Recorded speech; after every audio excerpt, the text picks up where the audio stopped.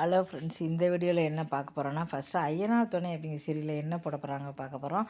ஐயனார் துணை அப்படிங்கிற சீரியலில் என்ன போடுறாங்க அப்படின்னா, இப்போ வந்து பார்த்தீங்கன்னா எல்லாருமே பிளான் பண்ணி ஒரு வழியாக வீட்டை விட்டு வெளியில் வந்து அனுப்பிட்டாங்க.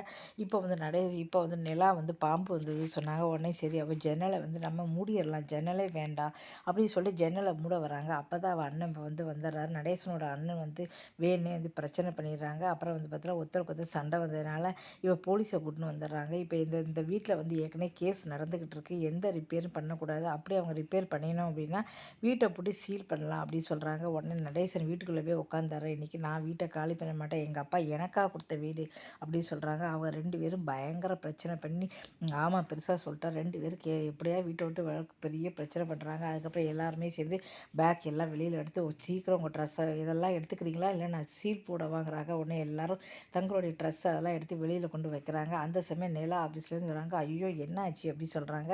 உடனே இங்கே நடந்த பிரச்சனையெல்லாம் சொல்கிறாங்க. உடனே அவங்களும் தங்களுடைய ட்ரெஸ் அதெல்லாம் வந்து வெளியில் எடுத்து வச்சிடுறாங்க. உடனே வீட்டை போட்டு சீல் வச்சிடறாங்க. நீங்களாம் நல்லாவா இருப்பீங்க அப்படின்னு சொல்லிட்டு பயங்கரமாக வந்து நடேசன் கற்றுன்னு கத்துறாரு. அப்புறம் எல்லோரும் போயிடுறாங்க. எங்கே போகுதுன்னு முதல்ல எங்கே போகுதுன்னு அப்புறம் யோசிச்சுக்கலாம், நம்ம முதல்ல ஹோட்டலில் போய் தங்கிடலாம் அப்படின்னு சொல்கிறாங்க. சரி அப்படின்னு சொல்கிறாங்க. உடனே சோழன் என்ன சொல்கிறாருன்னா, நிலாவுக்கு ஒரு ரூம் கொடுத்துருவோம், நம்ம எல்லாருமா சேர்ந்து தனியாக ஒரு ரூம் இருப்போம் அப்படின்னு சொல்கிறாங்க. சரி சொல்கிறாங்க. 2 ரூம் வந்து இப்போ போடுறாங்க.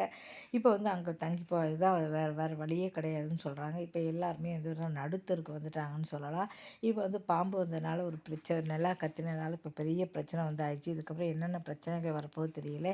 ஏற்கனவே வந்து பாண்டியனக்கா இருக்க வானதி வந்து 1000 சொல்கிறாங்க, நிலாவை தலைமையில் தூக்கி வச்சுக்கிட்டு இருக்கீங்கன்னு. இன்னும் என்னெல்லாம் சொல்லுவாங்களோ இப்போ நம்ம வந்து பார்க்கலாம். இந்த சீரியல் வந்து பார்த்திங்கன்னா இப்போ கொஞ்சம் கொஞ்சமாக 9ஆவது இடத்துலேருந்து 10ஆவது இடத்துலேருந்து இப்படி கொஞ்சம் கொஞ்சமாக மாறி இப்போ வந்து 3ஆவது இடத்துக்கு வந்திருக்கு. இப்போ மக்கள் வந்து அந்த அளவு விரும்பி வந்து பார்த்துக்கிட்டு இருக்காங்க. ரொம்ப வந்து பாராட்டக்கூடிய விஷயம் அப்படி சொல்லலாம். எல்லோரும் விரும்பி பார்க்கறதுனால இப்போ டாப் 5க்குள்ளே வந்து வந்திருக்கு.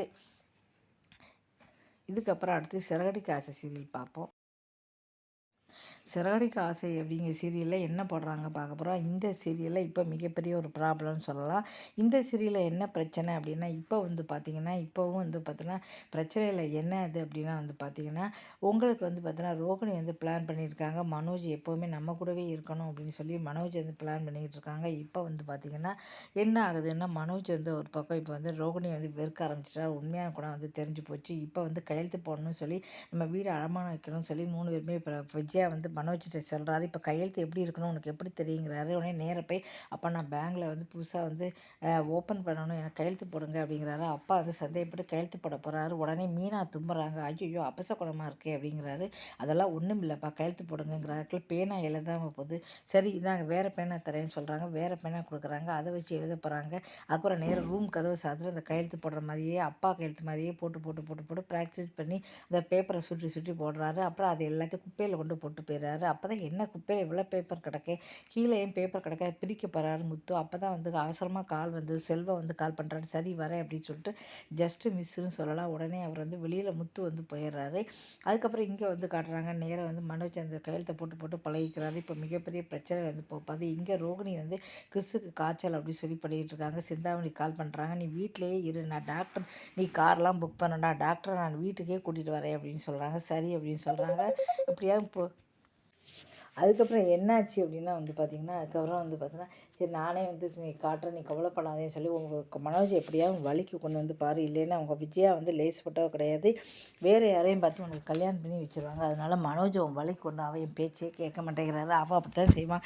நீ பின்னால் துரத்தி போய் காதலிச்சு எப்படியாவது உங்கள் போட்டுக்கோ, இல்லையா அப்படின்னா உன் புருஷன் வந்து உனக்கு கிடைக்க மாட்டான், 2வது கல்யாணம் பண்ணி உன்னை விட்டு போயிடுவான், பார்த்துக்கோ அப்படின்னு சொல்கிறாங்க. ஒரு நாள் விட மாட்டேன் மனோஜை, ஒரு நாள் நான் விடவே மாட்டேன் அப்படின்னு சொல்கிறாங்க. அதுதான் உனக்கு முக்கியம், நீ பார்த்துக்கோ அப்படின்னு சொல்லிவிட்டு போயிடுறாங்க. இங்கே வந்து பார்த்தீங்கன்னா நேராக செல்வத்துக்காக வக்கீல்கிட்ட போய் சொல்கிறாங்க, நான் செல்வத்துக்காக நேராக சமாதானம் பேச போகிறேன் அப்படின்னு சொல்கிறாங்க. சரி உடனே முத்து மீனா வந்து வேண்டாம், நீங்கள் மட்டும் தனியாக போனீங்கன்னா கண்டிப்பாக பிரச்சனை வரும், நானும் வரேன், எல்லோரும் சேர்ந்து போகலாம் அப்படின்னு சொல்கிறாங்க. சரி அப்படின்னு சொல்கிறாங்க. அப்போ சீதாவுக்கு ஃபோன் பண்ணி சொல்கிறாங்க, இந்த பாரு உங்கள் மாமா எவ்வளோ மோசமானவர், நீ வந்து பாரு, இப்போ வந்து நாங்கள் எல்லோரும் வந்து போய் பேச போகிறோம், உங்கள் அருண்கிட்ட பேச போகிறோம். ஏற்கனவே அருண் வந்து சீதா வேற அடிக்க ஆரம்பிச்சிட்டாரு.